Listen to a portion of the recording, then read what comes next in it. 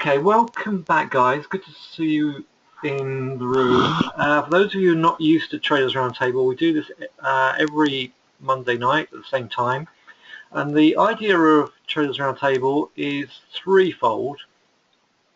Obviously educational, but I like to review the trading day just to give you some feedback about what I was seeing, what I did. I mean, normally I would do a little bit, take another couple of trades during Monday, but because I had a funeral to go to, I just took a trade before I closed the room, showed you what I was doing, put a reasonable stop on it and left it, and got a good day's money out of it. Added to it, I mean, this is a swing trade position for me anyway, so it was a position building situation for me, and so that was good. The fact I got to stop out in the room is not what I want, obviously. What I am going to do from now on with the DAX is I'm going to drop that thing down to 2 minutes. If you look at the 2-minute chart, it's a really clean entry. Let's do that now. The 3-minute was just a bit foggy, but I hesitated and missed it, which is not what this is about. Obviously, the fact I did take a trade before I closed the room, hopefully that sort of put things right to some extent, but not ideal. And so if I just stretch this thing out, you can see it nice and clearly. I know all these pivots can get annoying, but at 8.26, 8.28, we're putting a lovely little hammer on that support level and ran for at least, what was it, about an hour and a half. I suggested that you might want to look for a pullback later in the day. Well, it gave us that pullback. If I drop back to a 5-minute chart, you can see the pullback much more clearly. I was looking for 320. What did it give? The lowest it came back down to was 335, 338 on the 200 EMA. I've talked about the 200 EMA in the 5-minute before. So if we get a stop out in the room, I think it was it last Thursday? I didn't do that well actually in the room, but I said what I was looking for on the DAX and one or two other charts, and they gave me money. That was it. I traded the pound yen later that morning, a couple of hours later, and got some money out of that. So if I slip up in the room, I'm not that bothered, because I'm pinpointing areas that I'm looking at later in the day, and I look to make up. If obviously I'm not wanting to make mistakes in the room, but if I do, if for whatever reason I don't come out the room profitable or as profitable as I wanted, then I will pick my spots and then go in the trade into the trades later in the day and make my money. And that's what I did with the pound yen when I wasn't even around. Been out a huge chunk of the day and just managed that trade when I came back. Not over leveraged in that particular position, but my swing trading positions are very profitable at the moment anyway, so I didn't have to tweak those. And so that's what I'm doing. And it's a pity I got in. It's a pity I took that trade early in the DAX. It was just held back, waited to get that first half an hour out of the way. It was Monday morning after all. I think I didn't give the markets, or the DAX, enough time to set up on that Monday morning. And it did deliver. Unfortunately, it didn't deliver with me.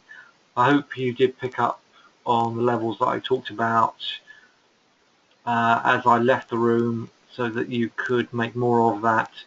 The Dow is a different story. The Dow, I think, is still traded with reasonable clarity, but obviously it didn't trade in the way that the DAX performed because they're under different environments. And the DAX has got the threat of increased ECB easing, which is bringing a lot of traders in, whereas the Dow has got the threat of a rate rise. So we've got this divergence. We've got this huge divergence, which we haven't seen for some time.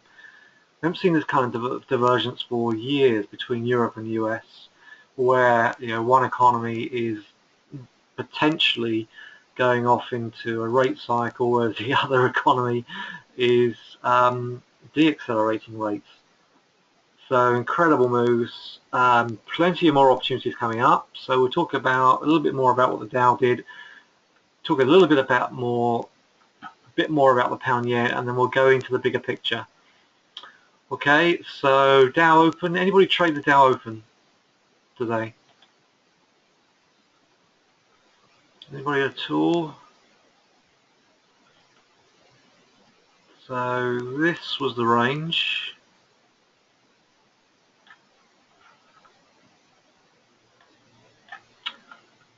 This was the open range. Let's just take the daily pivots off for a bit because they're just getting in the way. At the beginning of the week, they're all clustered because they'll spread out and become more effective as the week goes on. So there was the open trading range. Didn't quite get the fade, but not far off. This, in some respects, this was clearer than the DAX because this level here was an overnight level. If you just pinpointed the Euro session, I don't think that's not what I wanted. If you pinpointed the Euro session support and resistance, which was in fact here. Yeah, look at this. We come up from at 10:15 UK time. We run up, and we start to run into problems. We get a little sort of funnel pattern here before the Dow's open. That's a very, very powerful pattern. That's what the euro did before it broke down from 140 in the daily chart. So we were already quite weak in the open. Doesn't even matter if you didn't catch the trade at the open. You don't have to trade the open. Far from it. A lot of people just stand aside and wait, let everybody rush in, and then see how this pans out once everything calms down. Talked about 3 o'clock. So at 3 o'clock we did get a reversal because we came off of this support, but we were looking for a fade. By the time we broke the downside of the OTR, we were looking for a fade of the OTR, and we got it closer to 4 o'clock. It didn't give that many pips, but it was a reasonable trade. So no comments coming in, so I presume nobody traded it. Alright, there you go. Take everything off the chart and you can just see you get sell signal by sell signal, which is in line with all the other time frames. The 60 minutes was great. That's a sell signal. That's a hangman, very, very hesitant bar at a resistance level on the 60 minutes. High RSI. So the shorts were up, a higher probability purely based on a rubber band trade, and so we've hit some support, and there we are getting a little bit of a bounce. Where do I think it's going to go next? It's very range bound, very indecisive. I actually think we're rolling over. I think we've got a distribution pattern in the daily, but we'll come to that in a minute. Okay, any questions so far? Chuck those questions in. The more questions you ask, the more you can get out of this, the more debate we create, and the more we can learn and extract from it. Right, pound yen. I'm going to quickly whiz through this. I don't want to drag you guys into a long session. What I want to do is just be nice and quick and sharp. This is what, now I got in a little too high on this. What I would say is there is no such thing as a bad entry, only a bad exit. Alright, I'll repeat that, no such thing as a bad entry, only a bad exit. So I'm not bothered that I could have got an extra 10 points, not bothered in the least. What I am bothered about is that I got a profit out of it. So, where was he? I took the trade, it was holding the OTR and the data 5 trade here. Where are we? The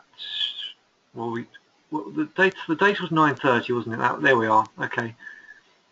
So we looked as if we were holding 475 here. We dropped to 457. I had my stop under here at 438.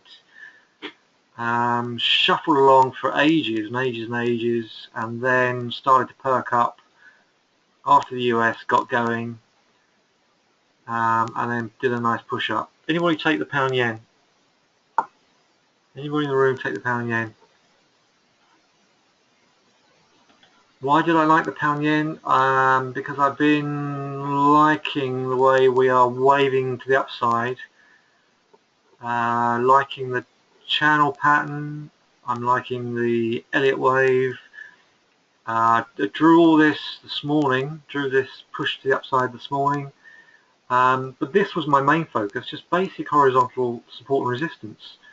I just like the way we have been coming down to 184, 184.20 and picking up. Let me just see what we're writing, hang on a second.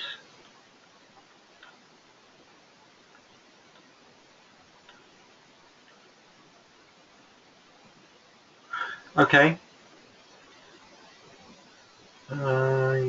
You have to stop at 465. You just got nicked. Unlucky, Mark, unlucky. Yeah, I gave it more room because I wasn't going to be around, but so I bet you only just got nicked out, didn't you? Yeah, you got nicked out by about 5 or 6 points.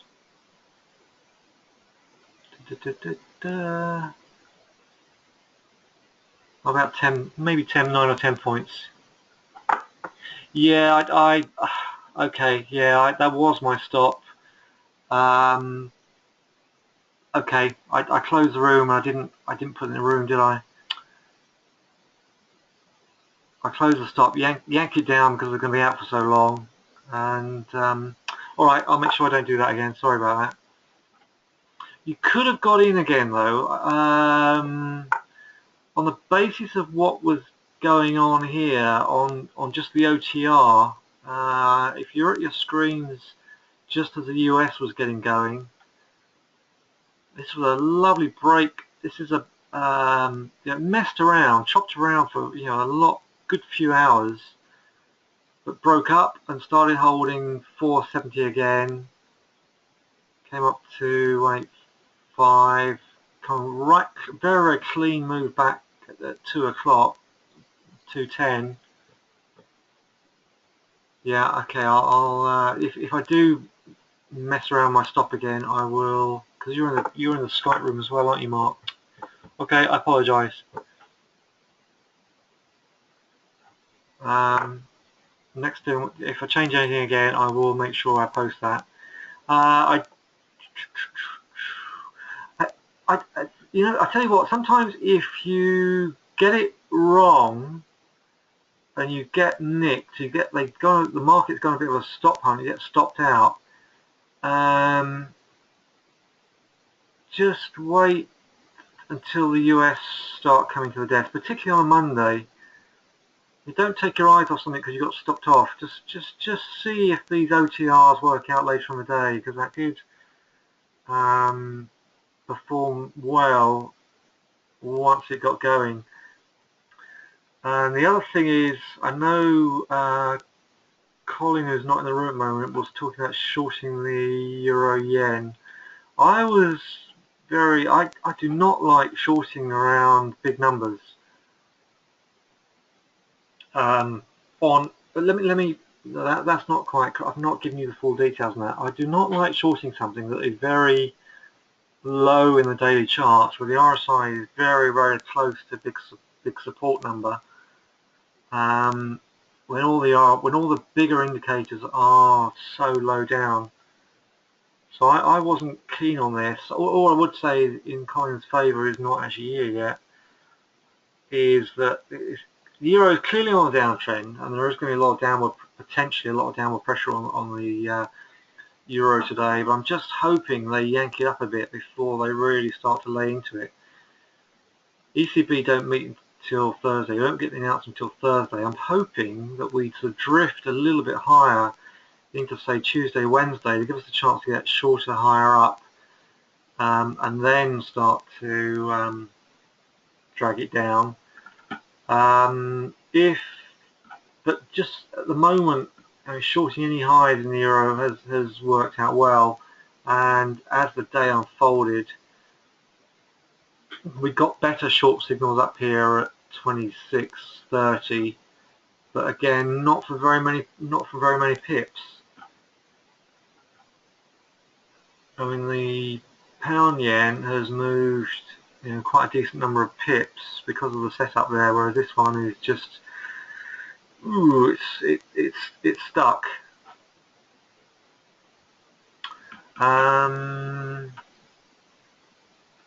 Quick look at the Euro US, and then we'll get into the next phase of this session. So I didn't answer your question. You asked me about clarification on the buy and sell signals. I'm very happy just to quickly do that now. Pound yen. Well, I would say to you, if you got stopped out and then came back to watch this later, then to me the OTR, excuse me, was classic. We saw, to me, there were buy signals on this one at 1:30, another buy signal at 2:10. This is avoid 4 o'clock, because the London head of Forex is London. London starts squaring their books off at 4 o'clock. You tend to get a lot of volatility, a lot of profit taking at 4 o'clock. That happened today. So we pushed up into 4. Look at that, bang on 4 o'clock. We're up at 5.60, and then after all that fuss has died down, we start getting another buy signal at 8 o'clock. Bear in mind, I'm showing all these signals on a 5-minute chart, but bear in mind these are only correlated to my analysis on bigger time frames.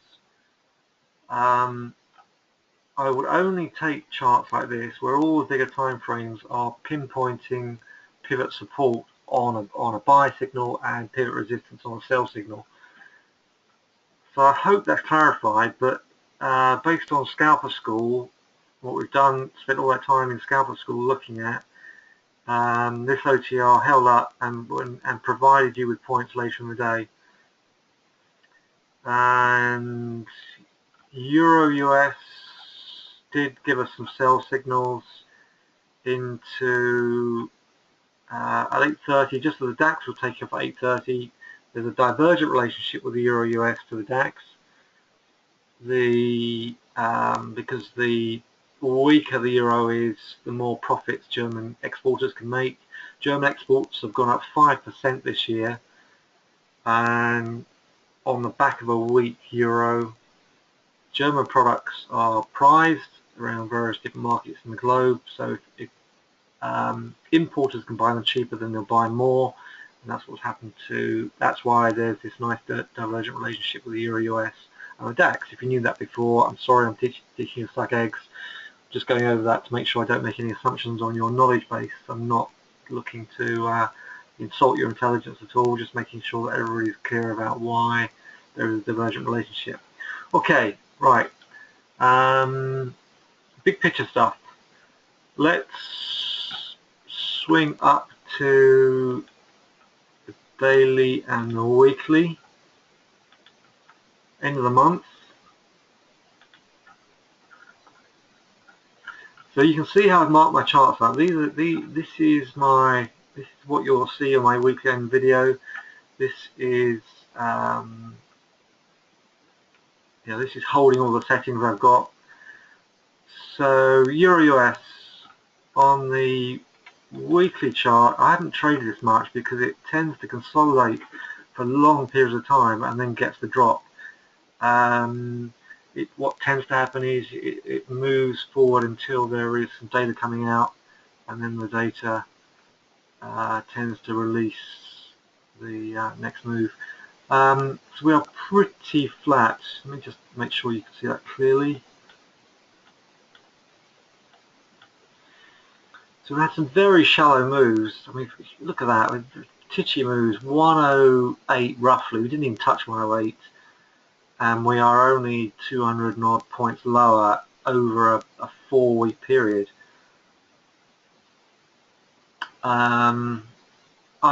Last time we had a very aggressive move in the euro. It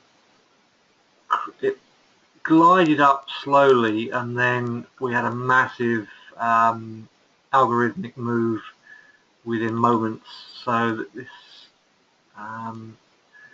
this is why you need to pick your spot in this one, something like this one. Otherwise, it's a little bit difficult to trade. The little bit on the fibs, you can see on the fib levels from, let's see where I've taken them. Just the back end of 2014, literally into November, December last year, we have just been picking off fib levels.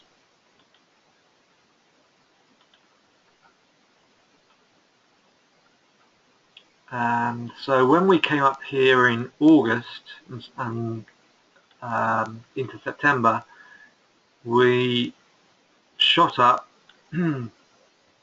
hit the resistance level from here,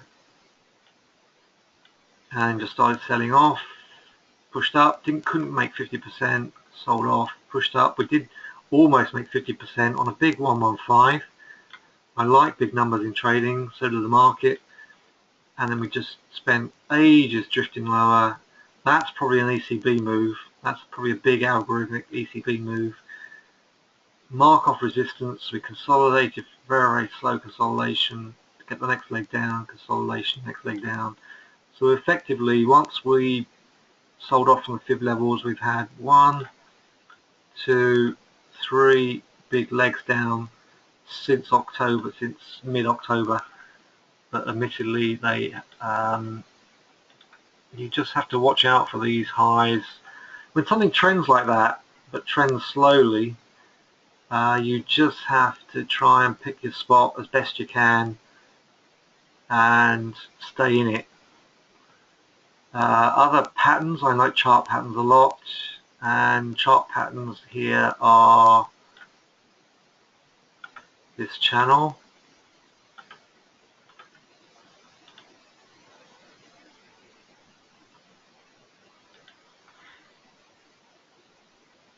So once we started breaking under the channel here in mid to late October, and we got the reversal signals up here, pin bars, stars, with relatively high RSI, not extreme RSI, then we just saw a capitulation and down we came. So the trouble is with this one is we're just drifting lower, and any divergences? No. We had a divergence here on the MACD. Divergence is very powerful. Whoops, hang on.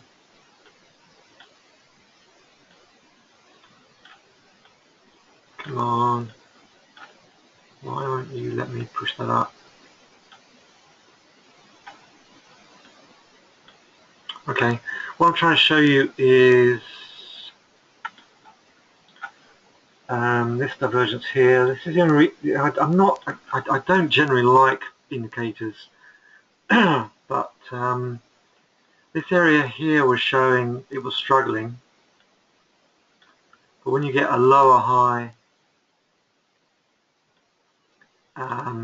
against that level here with a 200 EMA across, yeah, the probability of a short is obviously high, because it's so congested, momentum's running out. So you just have to try and get as high as you possibly can and sit in it. MACD was showing some extremes up here, the FIPS was showing extremes, and then it dropped down. Right, moving on. Keep those questions coming in if you're unclear about anything. So what could be a plan for the euro?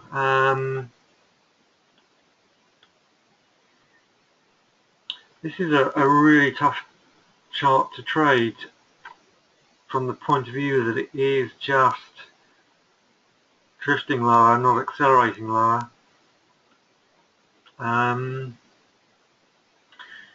any pullback during the week.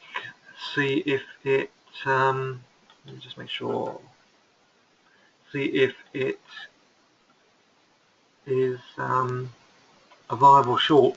So ideally, I've talked to you in the videos, I've talked before about, I mean, 106, 40, 50 or higher would be preferable, but at the moment it doesn't look as if we're going to get it. Moving on to bigger picture on the pound yen. Been talking about all this support down here for ever since we came down here last week. We have a knot of moving averages above us, so the danger is with this one that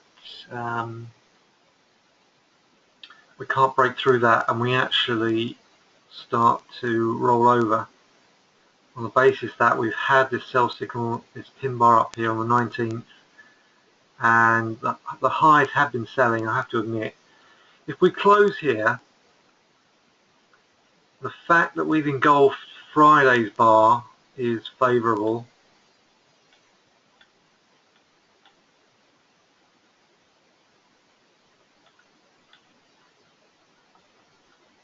If we close here, chart patterns, we're in an apex of this trend line coming lower,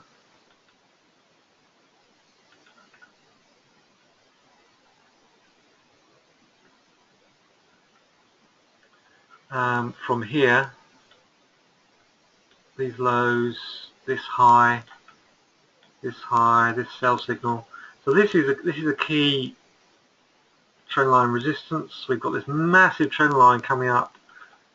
I can't pull my screens back, I can't pull the chart back further, but there's a massive support level down there that goes back to October, and when was that? October and early September. Oh, you can see it here. What am I talking about? And here in April, and there is further ones back here. We've had 1, 2, 3, 4, 5, so potentially in B wave on the daily chart. If we get a decent B wave, a C wave down to support, and a D wave can launch us. It's a very crude, very quick look at Elliott wave. Case for the bulls, we can't close above 186, 185, 186. We do a little march higher into this resistance, 640, and then just roll over and start accelerating to the downside. So that is not a confirmed, we're not in confirmed bullish territory until we are above 186. So why do I like it? I like the fact we're above 185. I like the fact we're holding this support, but we haven't got confirmation. In the weekly chart, last week's weekly was, we just pushed us into a seller's bar so far. But look at those channels. Look at that channel.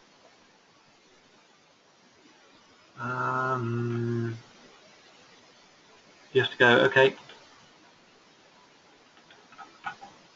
So what am I seeing on this one? We're swishing around in this channel, peaked above it, back in it, peaked above it, back in it. Struggling on the back of this some median level, come off of that, but we are going into next month with a bullish bar, so that's why I like it. So let's have a quick look at the monthly chart, then we'll move on. We'll talk about other levels. We'll throw a monthly on this chart and you can see, ooh, no, that's not a bullish bar. That's not a bullish bar. Okay, I'll take that back. It's a hesitant holding pattern which may mean we could be in for a dip. If this is to work, I still think it's bullish, but it's certainly not what I would want. What I'm looking for is this. I'm looking for a repeat of this pattern. See how at this point here, back in mid 2013, we had a couple of months of selling, but we're holding support. We've had a couple of months of selling, but we're holding trendline support. So all the time we're sitting in here, we're bullish, break this month's low, and we could be in trouble. I do think we could possibly get a dip lower into the early part of the month, but I still think this is a bullish pattern that could launch us up to 190, and into next year I'm looking for 200 plus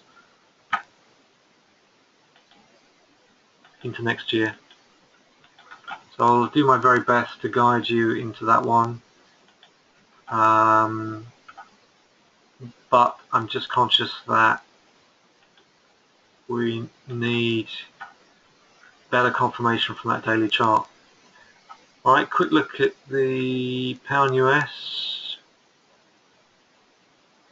Ooh, so we've come under this 150. What do I think is going to happen? You can see the channel I've got marked up here on that one.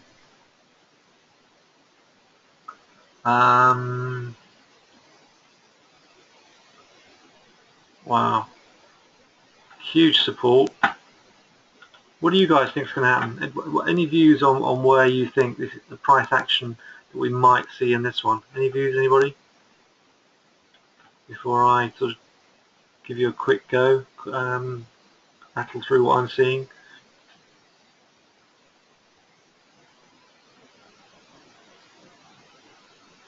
No views? Okay, I think we will push a little bit higher. I think we're going to push up into that weekly resistance, and then we're either going to roll over.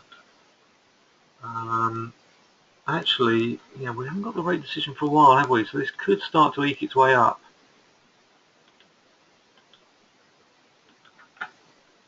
And let's face it, a hammer on 150, that's got to be worth something. I just think we could be running into some resistance at 180, 200. So like the euro, as I was talking about on the euro, I would just wait until that 184 will be a 200, 152 could be a potentially good area to short. So I would personally, I would stay away with that. I hope that doesn't suddenly charge up, but I would stay away from that and just look for the resistance levels as we chop around in that one. What other ones do I look at? Let's look at the US dollar CAD.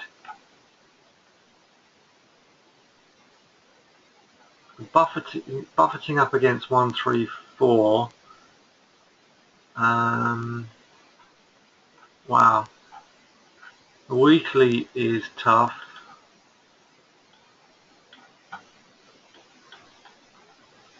I think we need to look at oil to get a better measure around that, but that's a rough old 3-4 weeks, isn't it? Monthly. Okay, see why we're struggling. That's a fib level. Yes, the fib level is 134.40. We are very high. Wow. I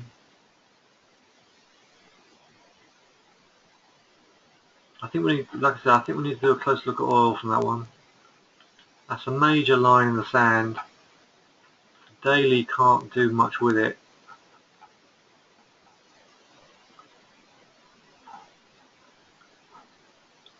I would just concentrate on 134.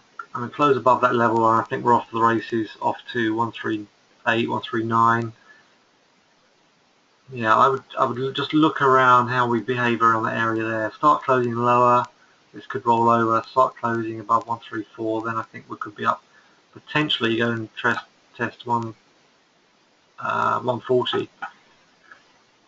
Right, indices, and then we'll start looking at other areas. DAX. This is old drawings that I drew early in the month, and there we are, right up against that monthly resistance area. Unsurprising as we head into a week with a massive decision. What else have we got? Let me just check what other data we've got.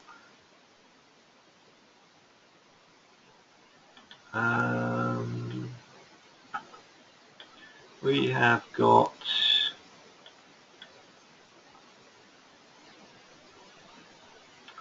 some Chinese data overnight, Chinese manufacturing,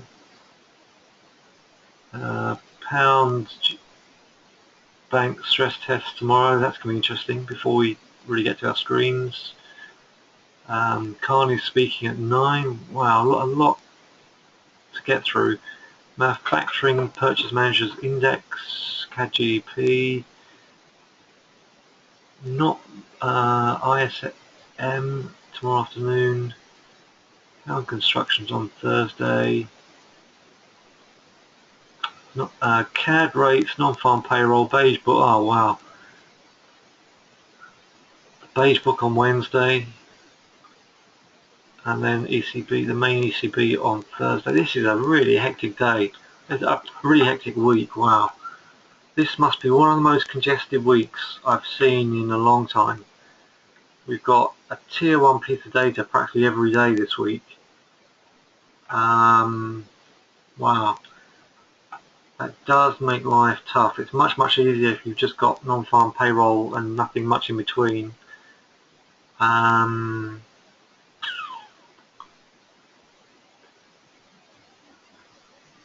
So anyway, we'll just have to trade what we see. And so tomorrow, 350 is something like 350, 300 is going to be the pullback area in that one. As we drift into that, broken out of the trend line. All pullbacks are bought so far in this short period above the channel, and then we start hitting serious resistance up here at 470, 650. Just keep buying pullbacks. We'll look at that tomorrow morning and see if we can get another pullback. Dow, obviously this one is running with an hour and 20 minutes to go. That, unless we get a run into the close, which I don't think we will, that is potentially a hangman on that one, which I think will create a downdraft. We've got to close. I think we have to close above 800 today. Anything under 800, and I would be looking to really get short on this one. I think the volume on this one is pathetic.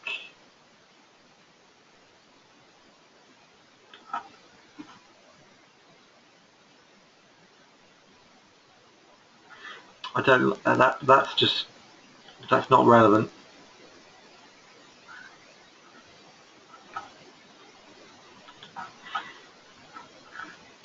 I really think this is a distribution pattern. Happy to be proved wrong. So how are we going to trade it? I think any push, if we close under 17,800, I think any push higher back into these levels up here is shortable, and then see where we go. We're heading for a rate rise. Markets don't like rate rises. It's not a given. We don't know. It's really hard to pinpoint the probability of a rate rise, but it is very high. That's all we can say. So what happened last time we had a pattern like this was up here.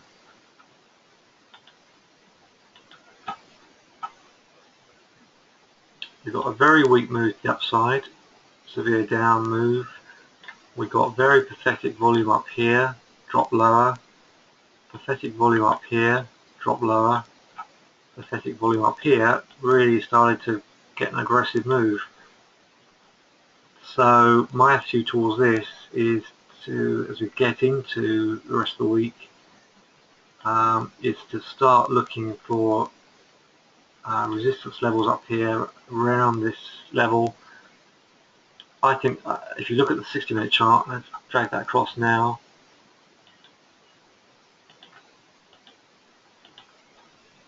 And the 60-minute chart is already, well, I said that was a bearish bar into that led us into the first hour of trading, and we're sandwiched between a lot of support underneath, well, some support underneath and resistance above. But I would start to look for a short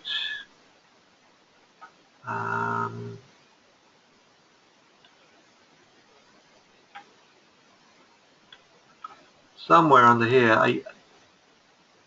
Yeah, any pushes into the underside of that trend line, I would start to look for a short.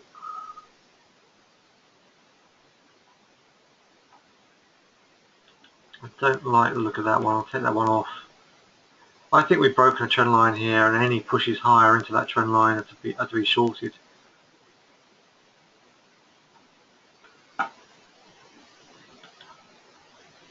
So I would look to actually start taking near-term contracts to the short side around about this 840 if we see it. Alright. Right, let's look at a couple of, let's go to any other main charts I need to look at. This Aussie New Zealand has been very interesting.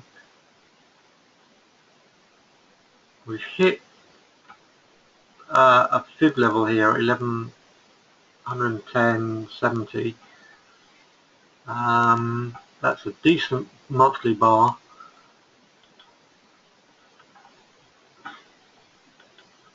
I think this one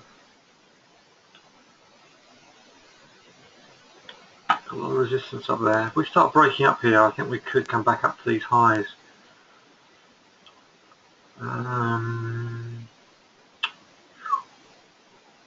Got some divergence here.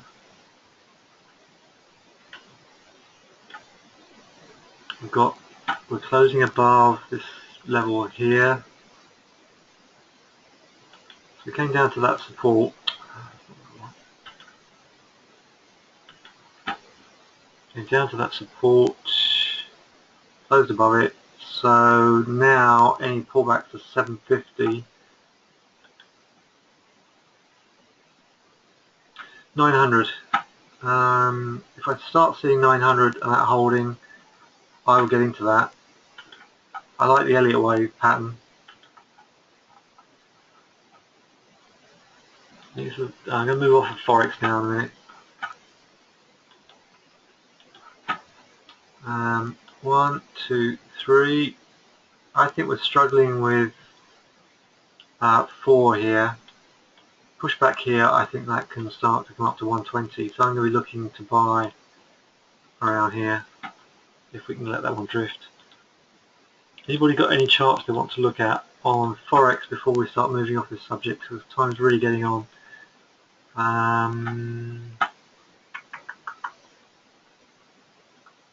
Okay, so I'm bullish on yen, but I will not want the confirmation above 186. I want to pull back in Aussie New Zealand. Seeing a distribution, I want higher levels in Euro US before I start getting short. Let's have a look at the Aussie US as well.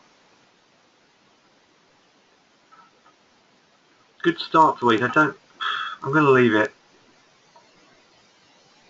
I'd much prefer to buy a pullback in the Aussie New Zealand than get involved. I don't want to buy the dollar basically. Although this one and the pound US are coming off major support levels.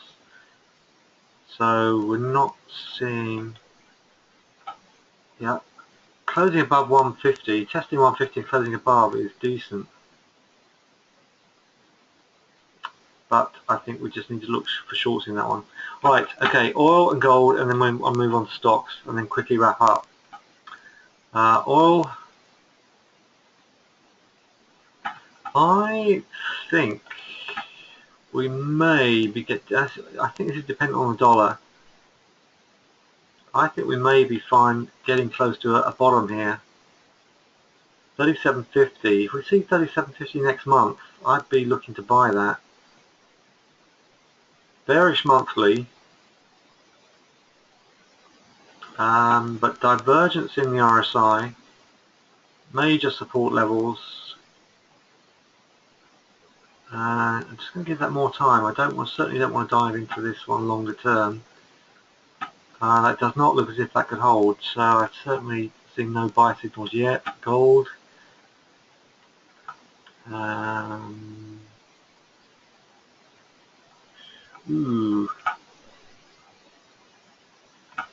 I think this push up higher in the daily was expected.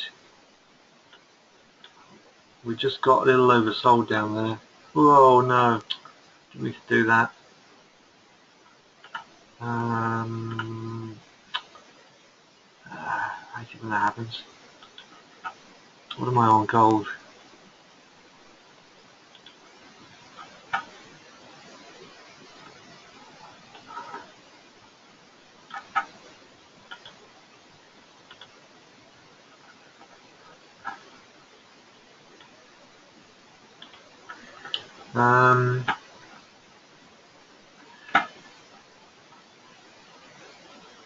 Yeah, and that's obviously we're just pulling up into the first day of the week.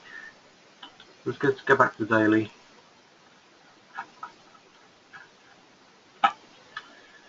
Huge resistance up here at 1070. So at 1070, 1080, I think we will consolidate, wait for the 20 EMA to come into contact, and then get the next leg down. So somewhere around 70 and 80 is a potential next leg down, I think.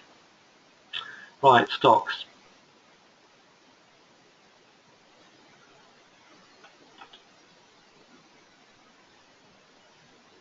Yeah, I think this Dow is really struggling,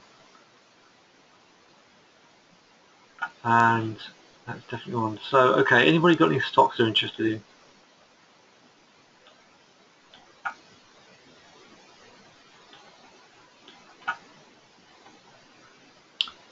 Okay, we'll look at some UK bellwethers first.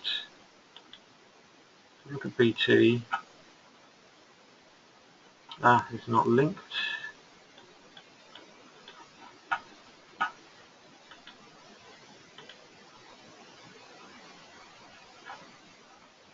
So we're struggling up there, but I think any pullbacks to 490, you could see that push into 512.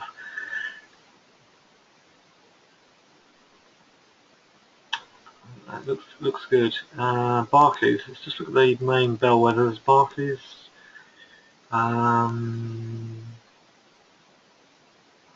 Stress tests coming up.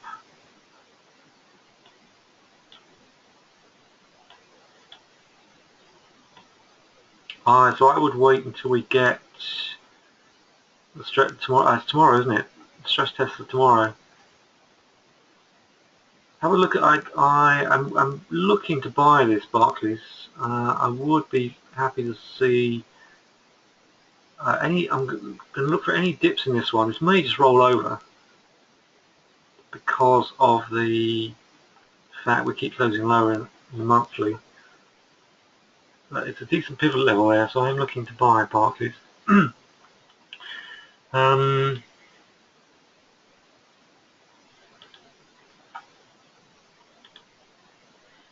Follow Facebook in the room a lot in this push higher from the early part of the year. Got some nice moves out of Facebook. You can see once we traded that in the early part of the year up to this 99 level. Traded this from September, October.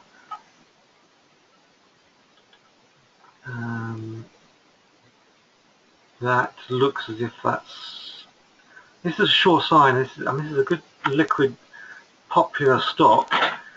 If this is going to come down, then I would definitely start looking for some shorts. I think what I'm going to do is I'm going to do a separate scan for stocks, post that in my stock club, and then close this room up because we are into an hour into it's getting late in the evening. I don't want to take up too much more of your time. Any questions about Forex? Any questions about oil or gold? I'm just about to wind this up now.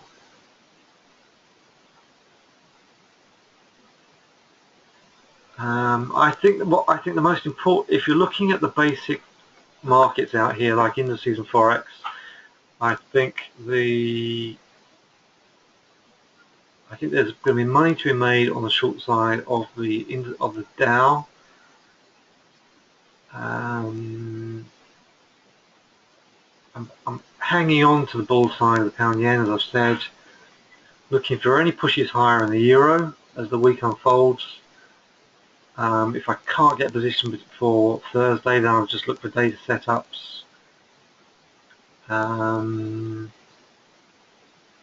then I'll do a fuller stock scan and sector scan outside of this room and post that for the stock club. Alright, no questions coming in, and maybe you're all tired, maybe you're just waiting for the recording, I don't know. But if you haven't got any questions, then I've shown you what levels I'm looking at in the basic Forex and indices, and so I'll therefore close up. Okay, so we started about 53 minutes ago, so I'm going to leave it there, guys. Alright, see you in the room tomorrow.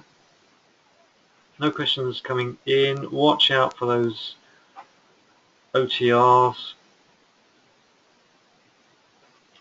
And then we'll line the charts up tomorrow. I'll be looking at smaller time frames because of the volatility in that DAX and see if we can pick up some points. Alright, thanks guys. No questions coming in, so I'll close up. See you tomorrow.